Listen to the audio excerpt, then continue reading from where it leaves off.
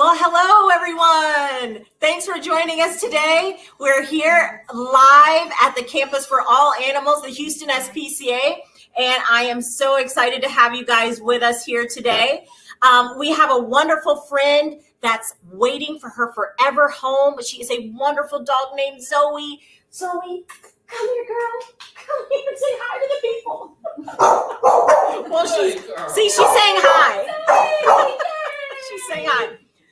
Zoe is such a cute dog. She came to us from a family that just didn't have enough time for her right now, but she's so cute. She's very good with kids, actually. She's a critter camp favorite. The critter campers love her, and she's a great dog. And so come visit Zoe and come visit our campus this weekend. Find that dog, cat, puppy, kitten, or maybe even farm animal that you've been waiting for. And if you're planning to come visit us, I have the information for you today. What we're going to do today is talk about how you want to prepare to bring a new pet into your home. It can be a lot. It can be very overwhelming to bring a pet into your home. You're all excited about it. But if it's your first time, you might be thinking, what do I need to prepare? How do I get ready for my new pet that's coming into my home? Whether it's a puppy or kitten, or maybe an adult animal, or maybe even a geriatric animal. We have lots of golden paws animals available, those pets that are over 7. How do you prepare your home for that? So start thinking about questions. I'm happy to answer them, and just put them in the comments and we'll get right to them. The first thing that I would suggest is if you are preparing to bring a new pet and you have children, and even if you don't have children, let's make this a family affair. Let's gather around at the couch or the kitchen table and start making a plan for your new pet. For example, what kind of pet do you want? How much time do you have available to spend with your pet? Do you want an adult? Do you want a puppy or a kitten? Start ironing out those little details. Start thinking about whether you want a male or female, or whether you don't care at all. Start looking around your home and trying to figure out what things you need to make a pet's life comfortable. And that's what I'm going to help you guys with today. So let me know if you have any questions about anything. Any questions to start with? Yes. So Stacy wants to know about adopting a senior pet. How different is that as compared to like a middle-aged or puppy? Obviously, there's changes. Absolutely. Thank you guys for considering the senior pets. They oftentimes get forgotten because we're always used to adopting a new pet. We think of a puppy or kitten, but there's lots of senior pets that need wonderful homes as well. If you're adopting a senior pet, either a dog or a cat, one thing that you could probably be sure of is that exercise and kind of their needs for living. They may not need a lot of exercise. So what you want to do is plan to get them on a routine. You want to get them used to waking up at the time that is appropriate for your schedule, going to the restroom outside, or if it's a cat, using the litter box, acclimating them to their environment. You want to make sure that you have them on an appropriate diet for a senior pet. A diet is very important, but if we have senior pets who are not quite as active, you want to make sure that you're thinking about diet for them. What kind of diet is going to be most appropriate that's not going to make them gain weight, and that's going to keep their joints very healthy? That's going to be important for a senior pet. And for senior pets, it's also a great idea if you have other pets that you know whether or not that senior pet gets along with other pets as well. So lots of things to consider, but overall, they tend to require less exercise, less caloric dense type foods, and they're going to need a lot of time to just relax and be couch potatoes with you. So Kristen wants to know, what about fostering once she's already adopted and she has a pet in her home? Is there anything she needs to do special if she's going to start bringing animals in temporarily as fostering? Great question. I would say if you have just adopted a pet, let's first of all get a good handle about how your new pet has adapted to his or her environment. So before we introduce new animals, I would make sure that you've gotten everything straight, that your pet has a routine, that your pet is on a good diet, that he or she is healthy. Maybe you've done short introductions with other pets, maybe your family or friends, you've done short little introductions, and you know whether or not your pet gets along with other animals. If you do not know and you need to work on introducing a pet, I would do it very gradually. So we can start with dogs. Let's say you have a dog and you want to introduce a new dog. It might be a good idea for you to have someone to help you, a family member or a friend, and introduce the dogs in neutral territory.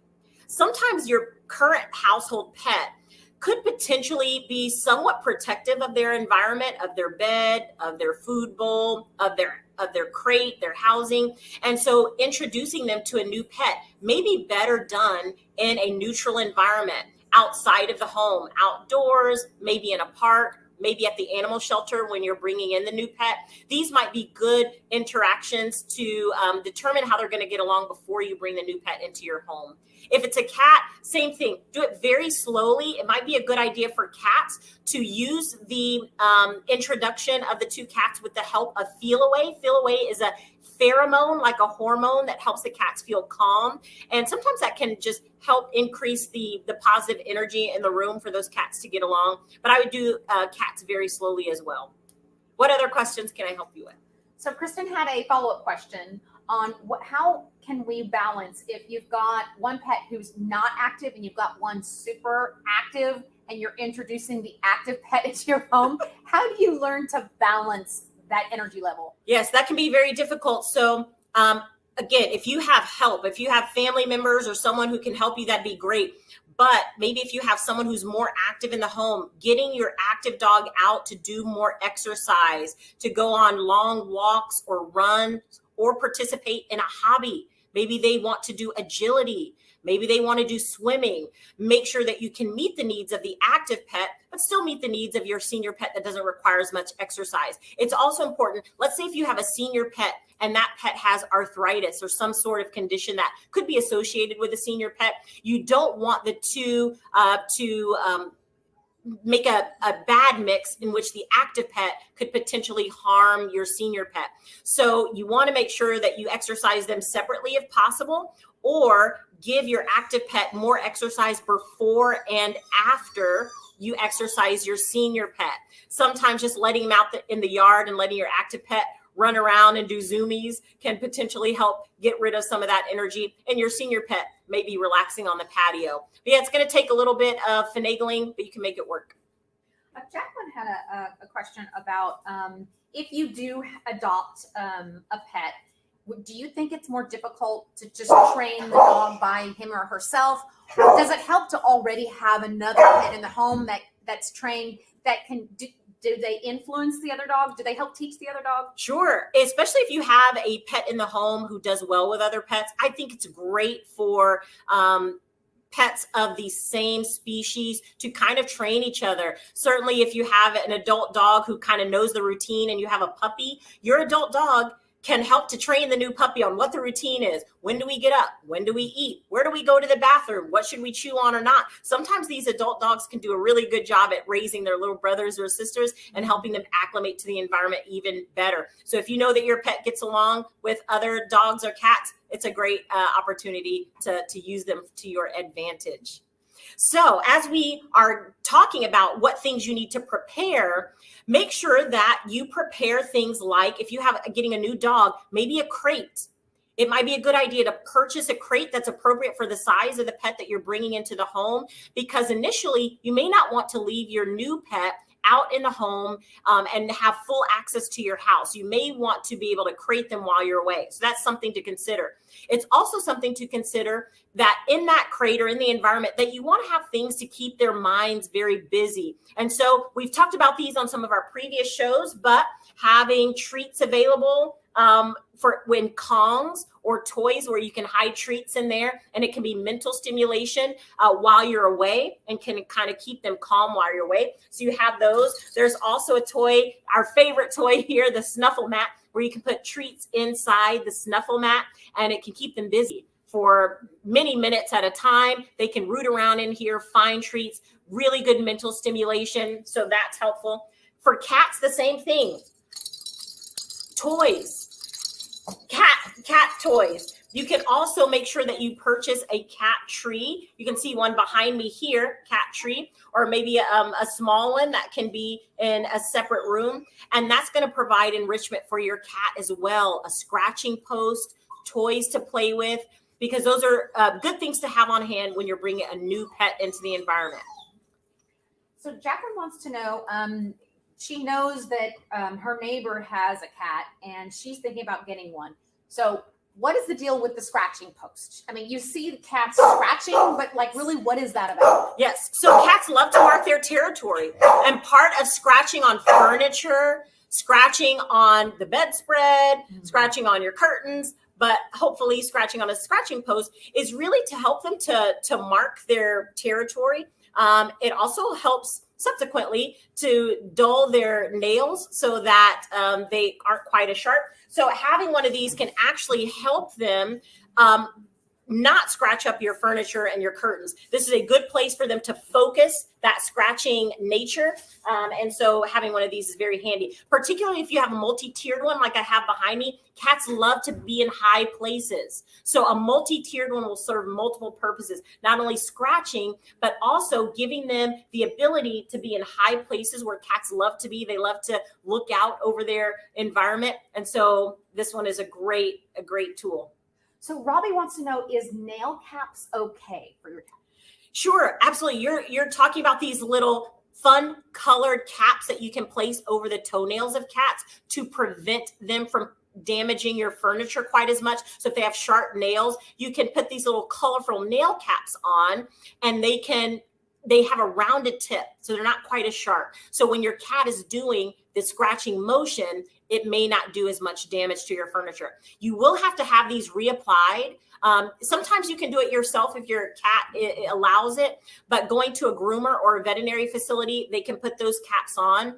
As your cat's nails grow out, those caps could fall off and you might have to reapply them. But it's certainly good to try. They're called soft paws, and it's certainly good to try right at the beginning when you're trying to figure out your cat's habits. So Julian wants to know, when you first adopt a pet, like how do you determine and comfort a pet who has separation anxiety? What are the signs, and how do you know it's happening if you're not there? Sure. If you have gotten a new pet and you don't know whether or not that pet has separation anxiety, one of the things that you might notice is they will try to get that nervous energy out in sometimes destructive ways. So I would say, if at all you can, in the initial phases, keep your pet in an enclosed area. That could be a bedroom, that could be a bathroom, that could be a crate that's appropriate for him or her. Give them plenty of toys. And I would say just leave for short periods of time. For the first, couple of days or maybe even weeks, don't leave for 8 or 9 hours at a time.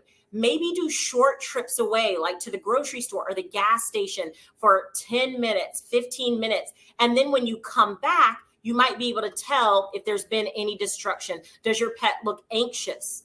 Are they hypersalivating? Are they panting? Did they have accidents in the crate or in the room? Sometimes those would be signs that while you're away that they were stressed out. Another very handy tool is, if you can't have visual eyes on your pet physically, get a pet camera. There's so many different pet cameras out there that you can use, that you can set up in your home, and you can watch. You can see what your pet's doing while you're away. That's really the best way to do it. Get a pet camera and short excursions so that you can tell whether or not your pet is developing anxiety. So Todd wants to kind of tag on to that conversation about the crate and separation anxiety. They have a similar problem, but they put their older dog in the crate with their dog, and that calmed him down instantly. Is it safe as long as you have the space? Is that a good idea? If you have the space and both dogs are okay with it, I think it's a great idea. Sometimes an older, seasoned, more mature, calm pet, that energy can really help the more anxious pet to settle down. So I absolutely think that's a great idea. As long as you have observed their behavior together, you know that it's a good situation, that they're doing good for each other. Perfect idea. Here's a good question. We've been hearing Zoe. She either wants attention, like what do people do when they do have a new pet and the dog is barking and it's like a newborn baby? You're like, I don't know what you want. How do you handle that? Because a lot of people go, my dog won't stop barking. Yes. And a lot of it is just trial and error, right? There's no 100% guidebook, right? Make sure that their basic needs are met. Do they need to go to the restroom? Are they hungry? Do they need water? Do they just want to go outside and exercise a little bit? Do they want attention? Sometimes it is just trial and error and time. You may not know right away what that particular bark means, or what that face means, or what that whine means. It's going to take some time for you to understand that pet and what he or she wants. So trial and error, make sure their basic needs are met, and it will all work out. Well, I've got a question. Is it okay if you have several dogs in your home and one dog seems to be dominant over the other adopted dogs, and they kind of like stand by their food bowls? Should you be involved in that, or you let them work that out? That's a great question. So you may have a pet that is displaying early signs of food aggression, or at least guarding. You don't want that to escalate. So I would say be present so that you know how the dogs are going to behave. You want to be present for those first feedings. And I would recommend feeding them separately initially, maybe not very close together, in different areas of the same room, and try to determine how they're going to react with each other. And that way you can prevent any dangerous things from happening. You don't want anyone to get hurt. Be present, feed them separately, give them different bowls in different areas so that they don't feel the need to resource guard. So Mark says he may be coming up to our campus this weekend and adopting a cat. So how much time? I know we all like to think there's going to be that magic moment when you connect with an animal, and sometimes that happens. But how much time do we need to give a newly adopted pet time to adapt to a home? Absolutely. So long term, we say 3 months. By 3 months, both you and your new pet have adapted well to the environment. Their behavior, their personality is at its fullest. And that's when you really know kind of how your pet has settled in. In the first 3 days, the pet is just getting used to you and the new environment. They have not come out of their shell fully. They are not fully comfortable. And so those first 3 days, we really want you to practice patience and just getting your pet, showing your pet love, starting that routine, giving your pet that routine.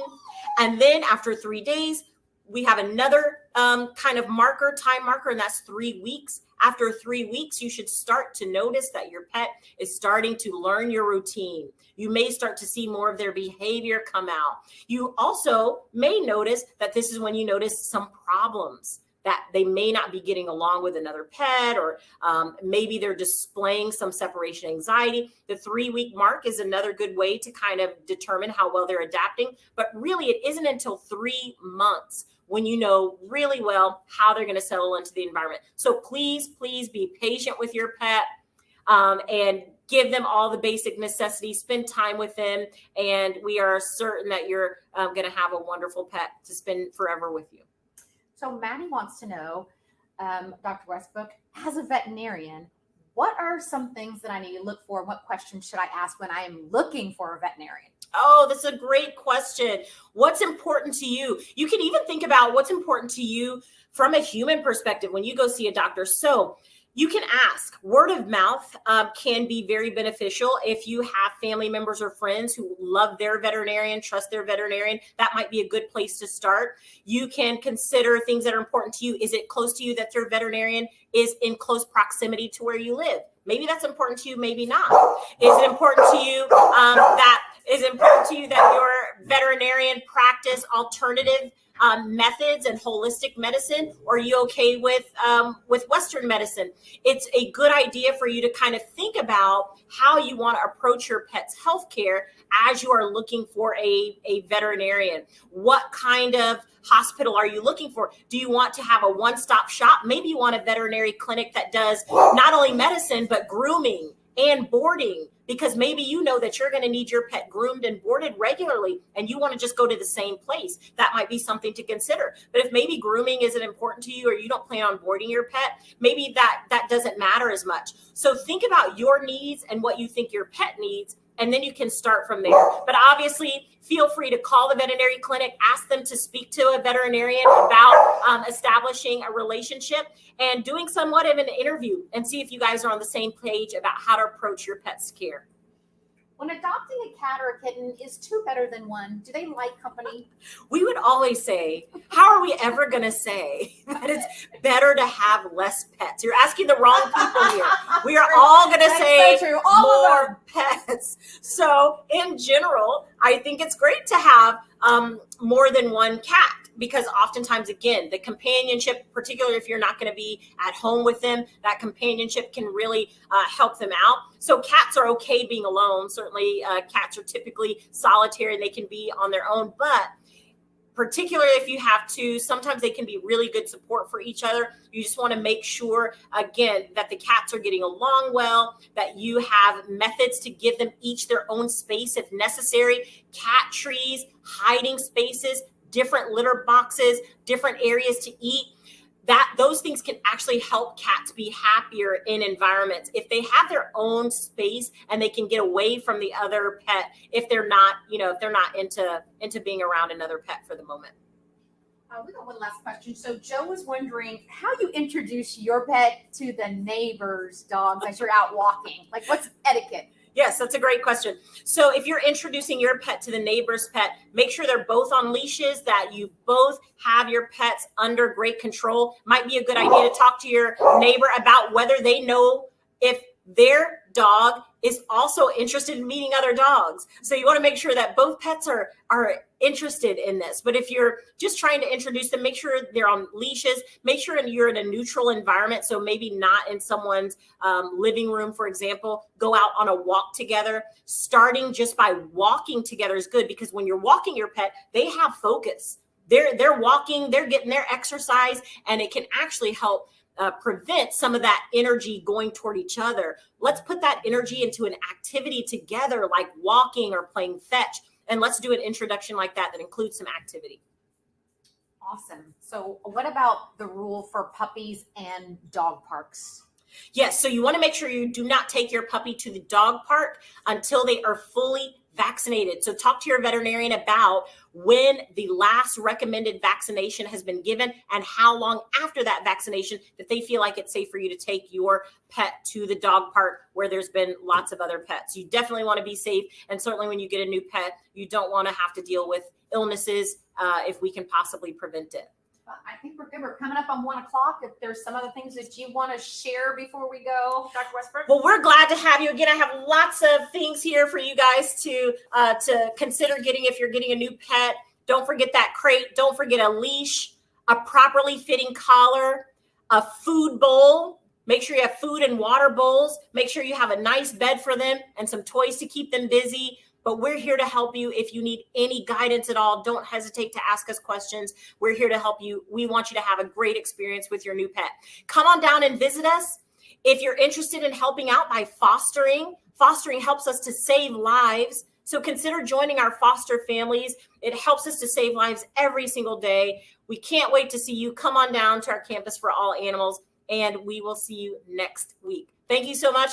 I'm Dr. Westbrook. Good to have you.